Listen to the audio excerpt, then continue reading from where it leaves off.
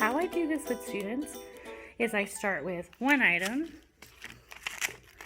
on the screen, on the all-in-one board, or you can just use like anything black.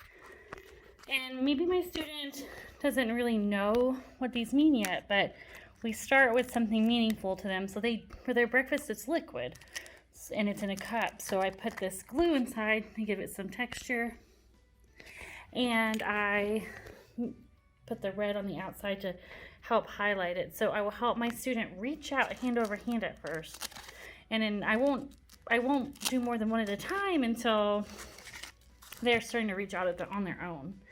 And when you do more than one, you want to make sure you're doing it from left to right, which is the way that we read. So for this student, we might have breakfast. So after breakfast, I would help her take it off and we put it in her basket. And then we would have calendar time. And I would say, we have calendar time now.